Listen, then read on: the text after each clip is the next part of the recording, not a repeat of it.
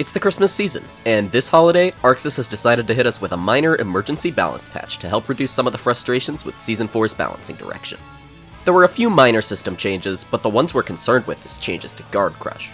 Guard Crush attacks were changed to be a consistent 25% of the damage you take from its corresponding attack on hit, significantly reducing the chip damage you take from blocking Guard Crush attacks. In addition, there were a large amount of damage nerfs across the board to reduce the explosive damage caused by the buffs to set attacks damage in Season 4. I'll bring these up each time we come across them. HVV had its clean hit damage reduced from 100 to 80 on the second hit. Wild Throw had its damage reduced from 130 to 110. Charge Stun Edge had its damage per hit reduced from 20 to 15 and from 22 to 16 in Shock State.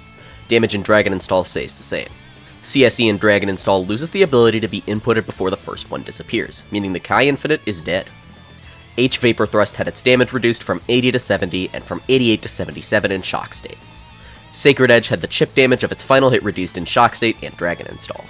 Maze 5H had its damage decreased from 75 to 60. 6H had its uncharged damage reduced from 75 to 60, and its charge damage reduced from 105 to 100.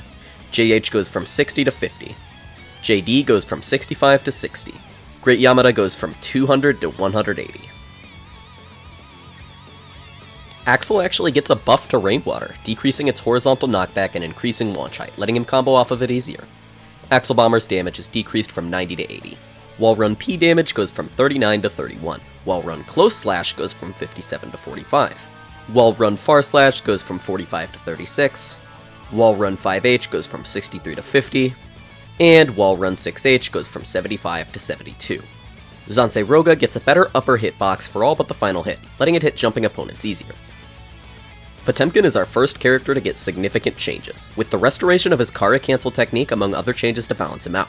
6K gets its momentum preservation restored, meaning Pot's Kara specials are back in full force. 2H gets its damage reduced from 66 to 62. 6H goes from 90 to 80. Potbuster goes down from 200 to 175. Heat Knuckle is down from 100 to 80. Flick no longer activates if forward is held during the input, resulting in 6K instead. This means to get a Kara Flick, you need to press the K button twice, which, I'm not gonna lie, is kind of an awkward band-aid fix for this problem.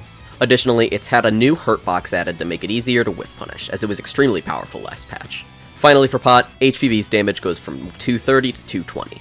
Restoring the Kara cancels is really good and shows the devs are listening, but the adjustments made around it seem a little rushed. Pot's going to be even more polarizing this patch, but at least his identity's been restored. Faust got a damage nerf on Hole-in-One's clean hit, going from 150 to 120. Other than that, a bunch of items got bug fixes, but that was it. Millia actually gets a defense buff, meaning she's no longer the lowest health character in the game. JD goes from 55 to 48 damage. Haircar also goes from 55 to 48. Artemis goes from 60 to 52. And Capel gets a nice recovery buff, restoring some of its utility. Ramlethal sees a significant list of well-deserved nerfs, aimed at reducing her potency without swords while also weakening the swords themselves slightly. Ram's sword attacks have had their damage multiplier reduced from 1.5 to 1.4, meaning every single sword attack sees around a 10% cut to its damage. That's gonna add up. Sword Toss has an increased wait duration before the swords return to Ramlethal, but they move faster and get to her closer. The damage of the sword throw also gets reduced from 50 to 40. S-Toss only loses its wall bounce. Gauro got increased startup, which is very significant as now she can't combo from her K-normals into it. Ram's Rekka 1 gets increased repeated use juggle scaling, removing those silly Rekka 1 loops. The third hit of Rekka had its Guard Crush duration reduced. And lastly, Calvados had its damage reduced and reallocated, from 1 times 29, then 180, to 4 times 29, then additional 70. All in all, these nerfs are pretty significant. Removing 5k Dauro is the big one, but the increased sword duration and damage cuts are pretty huge too, and with the Rekka nerf, Ram's optimal routes will do less damage even still. This should even her out to where she's supposed to be. These nerfs didn't pull any punches. Leo got damage nerfs, but also consistency fixes for his combo structure.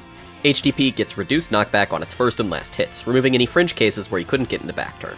Zwite gets affected less by horizontal knockback scaling, meaning he'll keep his Oki better using it in a combo. Back turn P got reduced damage from 39 to 33. Back turn K went from 31 to 27. Back turn S goes from 36 to 30. Back turn H goes from 54 to 48. Command Grab goes from 140 to 120.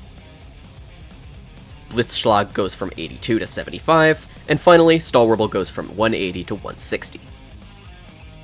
Nago loses the ability to Kara cancel 6k into anything other than a special, meaning he can't wave dash with FD anymore. Kind of a bummer, I thought this was cool. Blood Rage knocks back less on air block, meaning it is now punishable no matter how you end up blocking it. Gio's Enhanced Travail knocks back less on block, meaning you get a close slash instead of a far slash if the opponent FDs it. Anji's JD had damage reduced from 52 to 42. Ko got its damage decreased from 25 plus 38 to 20 plus 30. Ino's Chemical Love goes from 55 to 45 damage. K-Dive goes from 65 to 50. S-Dive also goes from 65 to 50. And H-Dive goes from 14 times 2 plus 26 to 10 times 2 plus 20 for uncharged, and from 13 times 4 plus 28 to 10 times 4 plus 20 when charged. Goldlewis got a small set of nerfs to reduce his power. 6H goes from 75 to 65 damage. Behemoth Typhoon has its security gauge cooldown increased, meaning it takes longer for the build-up to start after using a Typhoon cancel. It also had its damage scaling increased for all but 862 and 486. 624 BT lost the wall bounce off its back hit, and Skyfish got increased recovery. Goldlewis's nerfs are much more minor than Ram's, and while he is significantly affected by the Guard Crush changes, it's crazy to me to not see a damage reduction on BT. His damage potential is going to stay just as absurd, while everyone else's damage gets worse. I can't see him falling off in the meta in the slightest here. Jacko got her 2D's normal hit knockdown reverted, meaning she gets her Oki setups back, but her counter hits are still worse than they were in Season 3. Pretty solid change. Baiken's 6H goes down from 66 damage to 60. Testament actually sees some pretty significant buffs. Stain gets increased active duration before it naturally expires. And Grave Reaper got its frontal hurt box removed. These changes seem minor, but the removal of Grave Reaper's frontal hurt box makes it really hard for anyone who can't outrage Testament to deal with their fireballs, since they have uniquely unpunishable zoning, meaning you'll have to rely on YOLO jumps and buttons way more now, which will be really tough for short-range characters. This is really good for them. Sin gets a damage reduction on Hawkbaker's follow-up, from 62 to 50. Tyrant Barrel also gets reduced damage for each hit level, 1 going from 98 to 80, 2 going from 115 to 103, and Clean Hit or level 3 going from 149 to 126. Johnny only gets Angsanga's damage reduced from 80 to 60. Elphelt gets a small rework to Bomb Bomb the Air, giving it decreased duration before the explosion, but allowing the explosion to trigger if breaking the wall with a gun attack, and making the explosion hit later during a counter hit. A.B.A's Danzai's second hit had its damage reduced from 93 to 70. The Law is Kiki is King had its final hit damage decreased for all 3 levels, with level 1 going from 30 to 20, 2 going from 40 to 20, and 3 going from 70 to 40. Slayer's Pile Bunker got its damage reduced from 90 to 80. Dizzy saw bug fixes related to ice, but Roasting Chestnuts also got a small rework. The first hit is now a strike, meaning she can't loop it forever on offense, but the projectile is now a hard knockdown.